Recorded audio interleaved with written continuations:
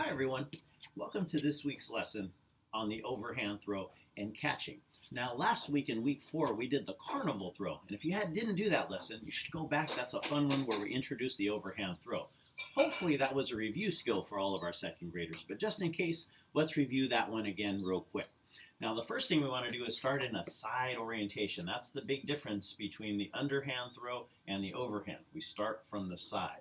Now for the rest of this, I'm going to turn towards the camera so you can see the rest of the steps. So once we establish the side orientation, we answer the phone. But remember, this person is really loud, so we don't want the phone to be right next to our ear. We want to be about right here. Then all we have to do to complete the throw is point, step with the opposite foot, and complete the throw. We also talked about the importance of combining these steps. A big mistake that many students make at first is going too slowly, separating all these steps. Side orientation. Answer the phone. Point. Step. Throw. When we do that, we don't get any power. Okay, and so we want to start incorporating power. Now today we're also going to be incorporating the catch. So if you have a partner, that would be great. You could just stand a few feet apart, maybe about this far, and you can practice your throwing and catching.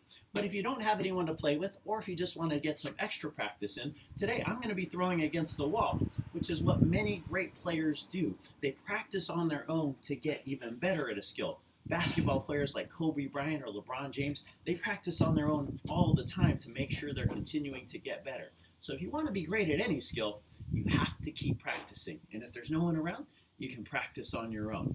All right, so all I have here is a bucket of balls, and you can just select different ones. Now, if you're throwing against the wall like I am, you're going to want a pretty bouncy ball. So this one, for instance, is not very bouncy. It's not going to do very well against the wall. So I also brought a racquetball, which is really bouncy. This one's a little bit more bouncy. So these are the two I'll probably primarily be using. Now, you can also consider the size of the ball. A bigger ball is probably going to be easier to catch, but it might be a little more difficult to throw because it's harder to get your hand around it. So select different ones. I have, again, a bunch of different types here. I'll probably just use a couple in the video, but you want to have some variety, and it gives you a chance to catch different implements as well.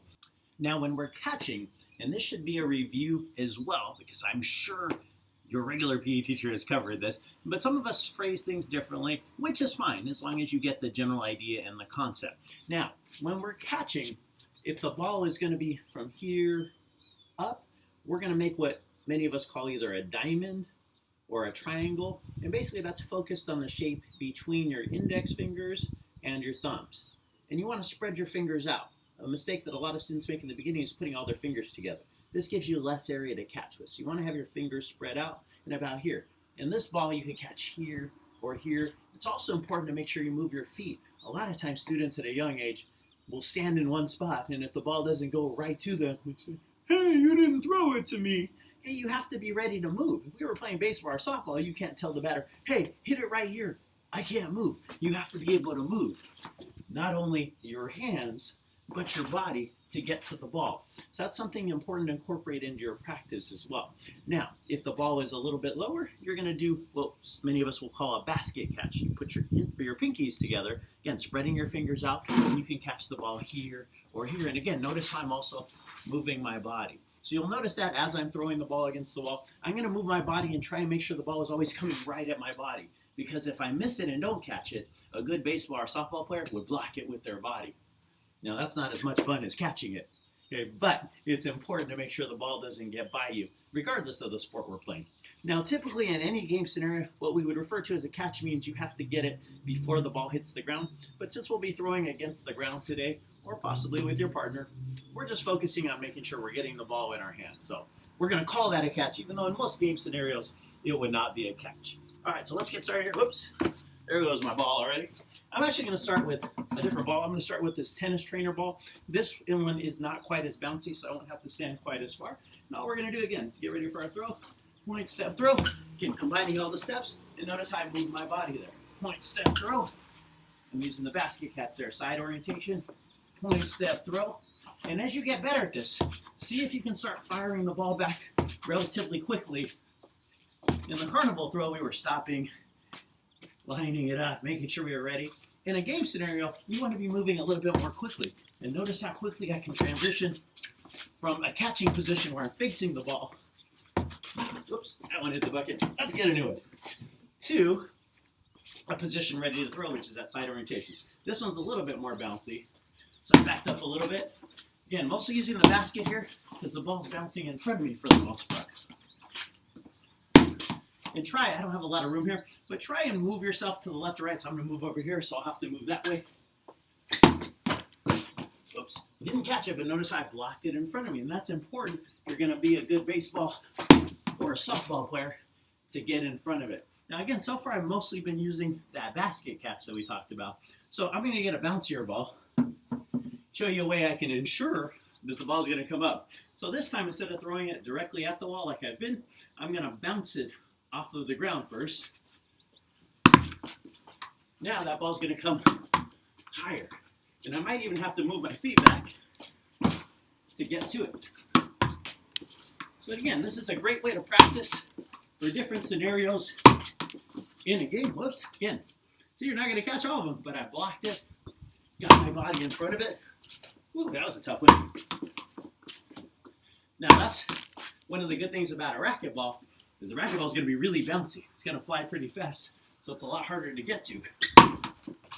Oops. Again, get to it, just get your body in front of it, and give yourself different times to catch. So if you're playing catch with somebody, tell them throw one high. Make me move back. Make me move to the right or left. And if somebody's throwing to you, you don't know where it's going to go. I have the advantage in this scenario of knowing pretty much where the ball's going to go, even before I throw it. But if you're playing catch with somebody, you won't have that advantage. Just like in a game scenario, we're playing baseball or softball. I have no idea where the batter's going to hit. I have to be ready to move left or right or towards the ball or run back to try to catch it. Hey, you also notice, I get a little out of breath just moving around like this. So it's another good way to stay in shape and work on your fitness as well. Let's do a few more here. Again, the racquetball's pretty bouncy, so allow yourself some room. See, after you throw it, how quick can you get in position to throw it back? So, oops, catch, throw, and next week, as you practice this skill, I'm going to give you a minute to win it challenge based on how many catches and throws can you make in that minute. Okay, so practice this one, and get a partner if you can, get mom or dad, or get them both out there, get your brother and sister. You can make a partner, you can make a triangle with 3 people, you can make a square with 4 people, get as many people as you can out there, or again, practice on your own, see what kind of balls you have laying around that will bounce off of a wall. And last thing, if you are playing against the wall, please make sure you talk to your parents. You probably noticed on the video, I did, that some of my wall was kind of falling a little bit as I was hitting it with the ball. So make sure you talk to your parents before you decide to start throwing against your house. Okay, this is my house, so I can do it if I want to. Just don't tell Mrs. B. She's inside, she doesn't know. All right, everybody. So practice your throws, practice your catches. Remember, side orientation, point, step, throw. Combine those steps for the power, catching diamonds or triangles, move your body, or the baskets. All right, guys, so throwing and catching this week. Work on it, practice, get better, be great. I'll see you in the next section.